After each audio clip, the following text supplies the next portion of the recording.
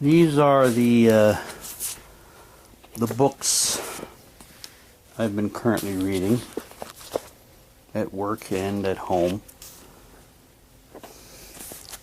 This one is part of the Encrypted Series by Shana McGuire. It's about the Price family. They're not really, well, they are monster hunters, but not when they can avoid it. They're more like conservationists. They kind of help keep track of the various cryptoids, and kind of protect them and protect us normal folk from them when they start to get out of hand. This is the third book in the series, Half Off Ragnarok.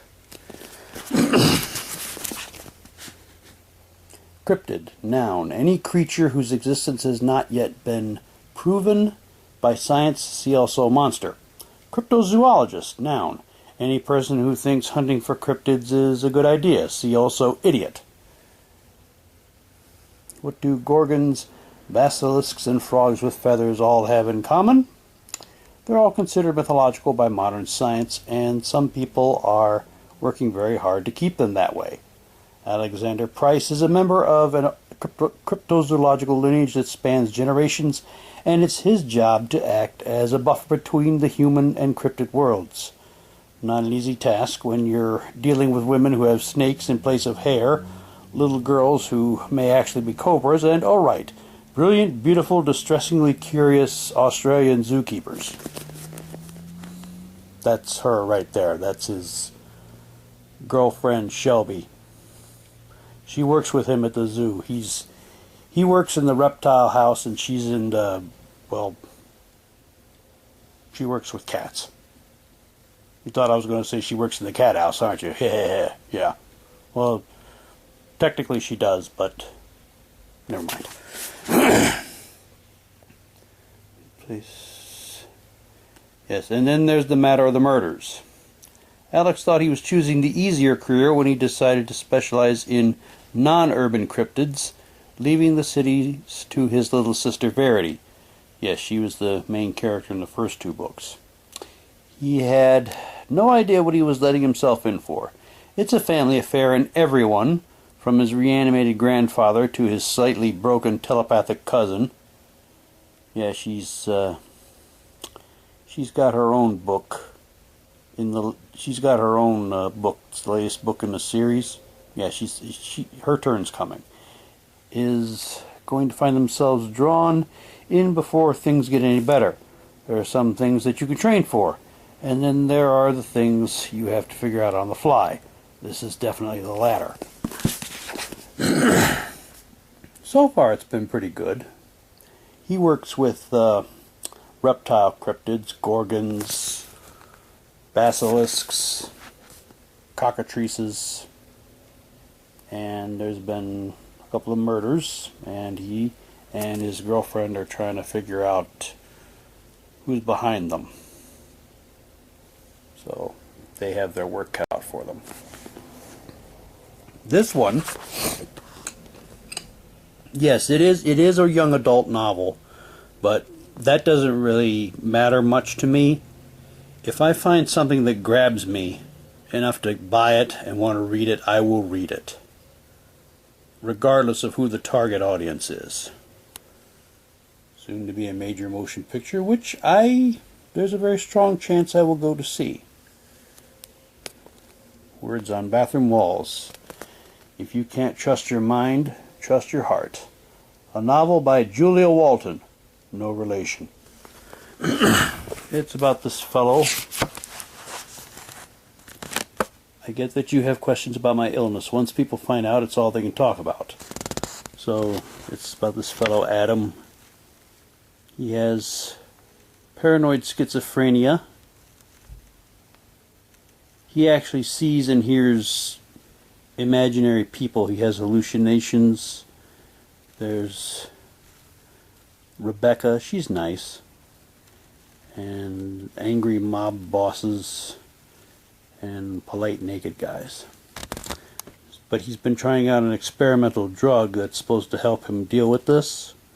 And so far it's been good. He's met a girl at school, and they've hit it off pretty well, and he's on the academic team, and he has at least one friend who's a little on the talkative side, but he's, you know, at least he doesn't try to be annoying about it. And the drug is beginning to fail, and they're tapering him off of it, and he's wondering what's going to happen.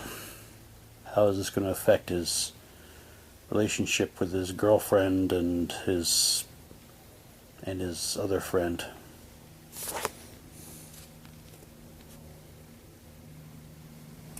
I always like to check to see how far into the book I am. This one, yeah. These two,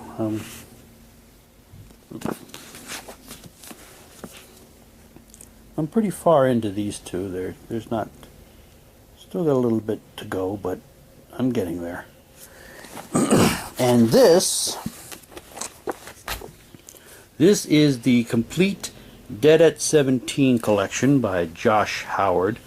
I was getting, these are all the volumes of the series in one huge book. I was getting the individual volumes for a time, and I was reading them, but then I lost track. And I will tell you right now, this is not to be confused with Dead at 21. That's a show that used to be on MTV back when it was still watchable, before it became the all-teen pregnancy channel. This is way, way, way different.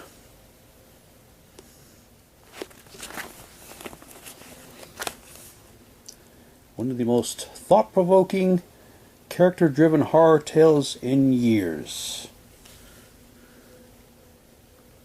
Hazy Foss thought she knew everything there was to know about the mundane, average life of her best friend, 17-year-old Nara Kildare. When Nara is brutally murdered by an unknown assailant, a diary is uncovered, revealing more about Nara than anyone ever knew. Haunted by sinister voices and terrible visions, Nara had kept her dark side a secret, filling her diary with strange symbols and cryptic passages. Ain't that always the way? Soon, sinister supernatural forces emerge, creating fear and terror in the once quiet suburb of Darlington Hills. But amidst the chaos, an unlikely savior arises, in the form of Nara herself, miraculously returned from the dead. Armed with just an axe and the secrets buried within her diary, 17-year-old Nara Kildare may be all that stands between us and the reign of hell on earth. This edition collects all 7 volumes of the fan-favorite indie comic series. I've been sort of following Josh Howard on and off. He did a book called Clubbing, which was about this girl in England who got sent to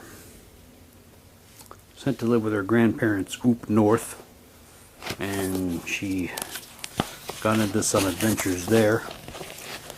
At the end of the book, it was implied that she was going to live with family in Japan, and I've been waiting for a sequel for that, but it doesn't look like we're going to be getting one. And then I started following Dead at 17, and let's see, I've got all these. Hang on. This is... I distinctly remember, this is the last one I remember. I do remember reading it. Book 5.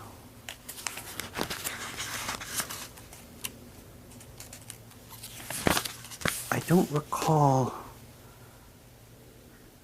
getting this.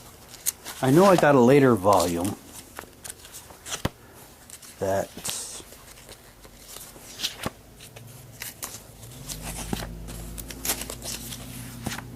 I do remember getting that, and I never touched it. I'm trying to remember.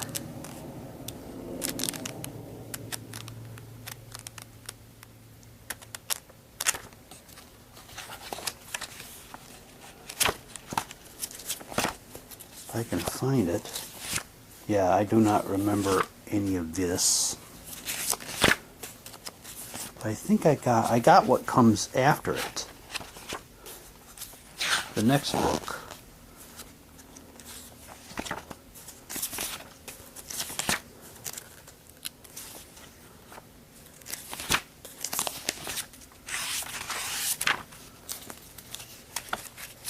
Yeah, okay. Now we're on to something here.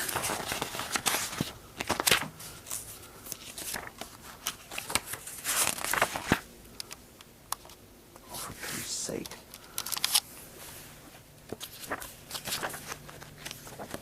Yeah.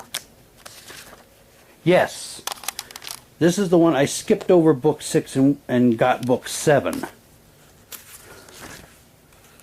Because I remember this. I remember seeing it, I just never read it, so.